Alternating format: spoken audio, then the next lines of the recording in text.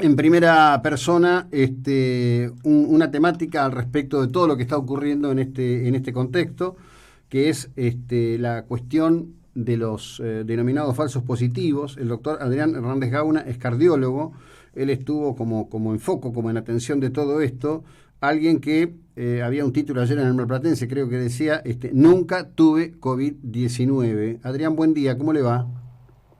¿Qué tal? Buenos días. ¿Cómo le va? ¿Qué dice? Bien, bien, muy bien, muy bien. Cuéntenos un poquito cómo es el paso de esta situación en donde, bueno, hoy justamente la sola mención al hecho de que se pueda estar afectado por este coronavirus coloca todo en estado de alarma. ¿Cómo se llegó en su caso a esta determinación de que usted tenía COVID-19?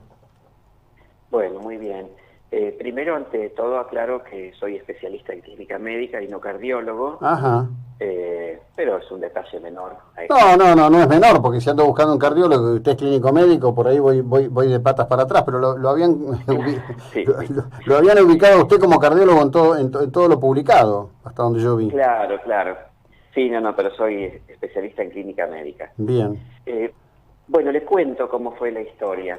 El lunes 11 de este mes, Ujú. no, me realizo un hisopado para descartar coronavirus. Y el miércoles siguiente, 13, a las 11, 10:30 de la noche, me llaman para avisarme que el resultado había sido positivo. Yo siempre me sentí bien, estuve asintomático, la verdad que fue hecho más por prevención, por una indicación menor.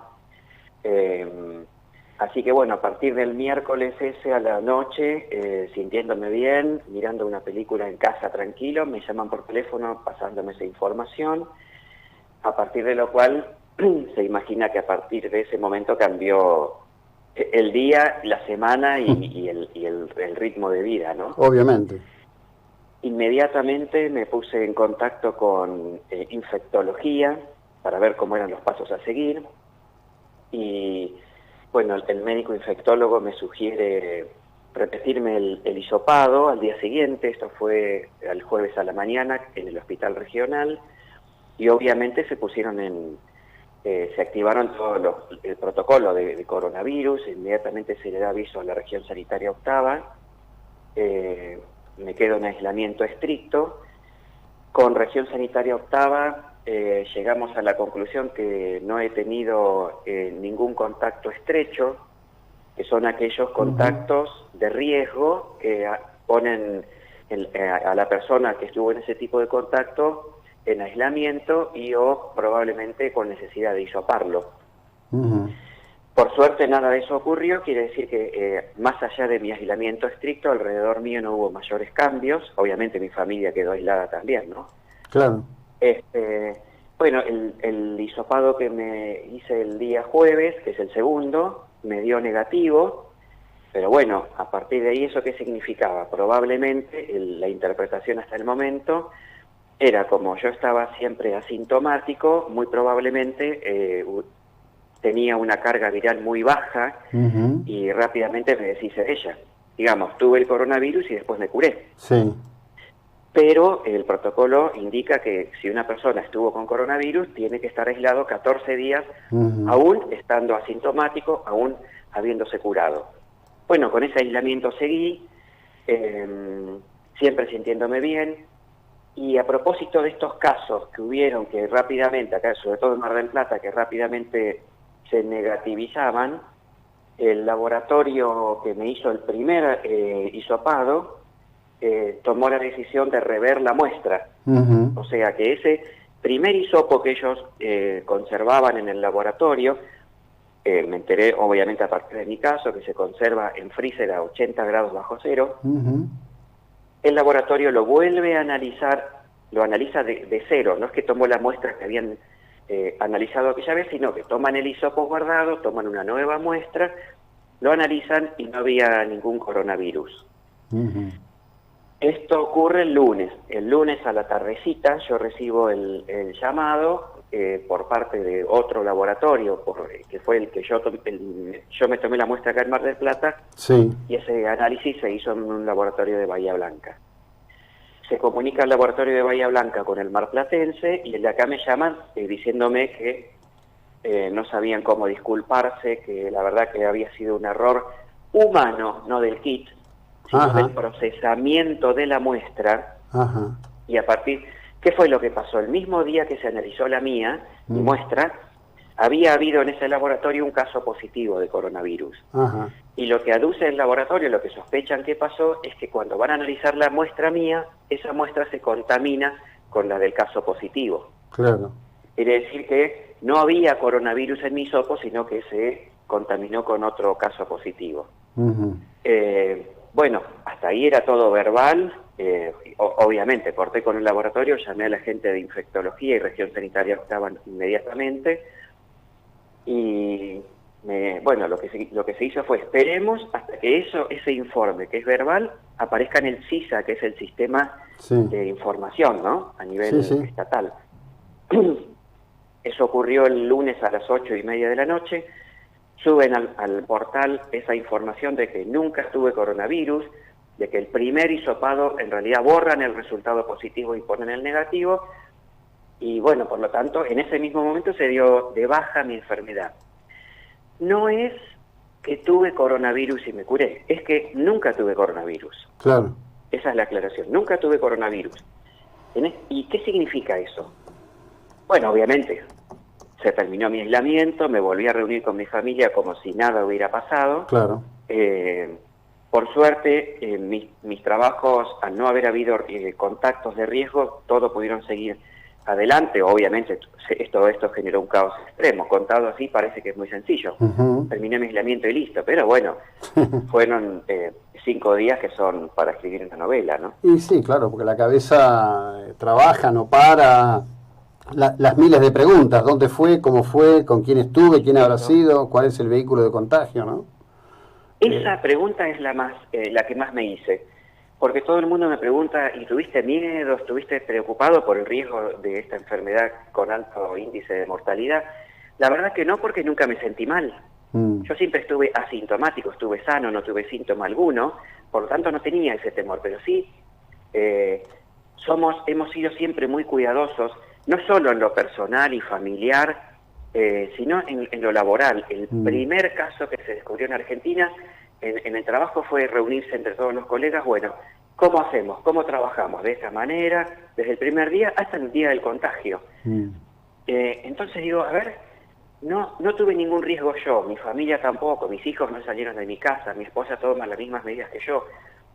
Entonces yo pensaba, bueno, no solo es muy contagioso, es mucho más de lo que uno cree. A pesar de todas las medidas, tuve un coronavirus. Y esa fue mi pregunta, ¿no? ¿Qué me pasará? ¿Tendré infección grave y me moriré? Porque siempre me sentí muy bien, por suerte, ¿no? Claro.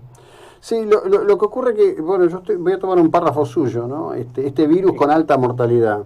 La verdad que es parte de la discusión que hay en el mundo, el nivel de mortalidad que provoca este virus, porque comparado con las situaciones gripales anuales que no merecen demasiada prensa, digamos, o ninguna prensa, o las muertes anuales por neumonía, yo diría que está todavía muy por debajo del promedio histórico anual de cualquiera de estas situaciones.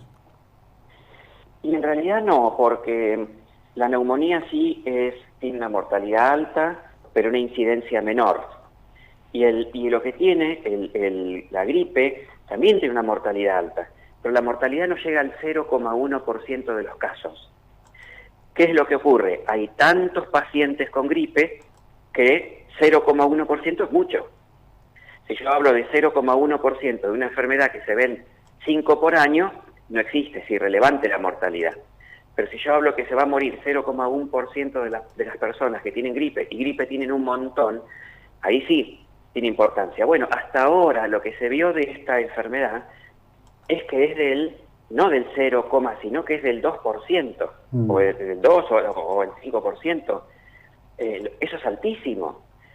Está bien, el número absoluto a lo mejor no impacta como tan grande, porque estamos todos encerrados en nuestra casa.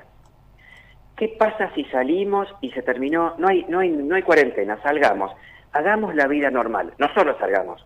Hagamos lo mismo que con la gripe, salgamos sin tapabocas, no nos lavemos las manos a cada rato, no mantengamos el aislamiento, y estaríamos hablando de otro número seguramente.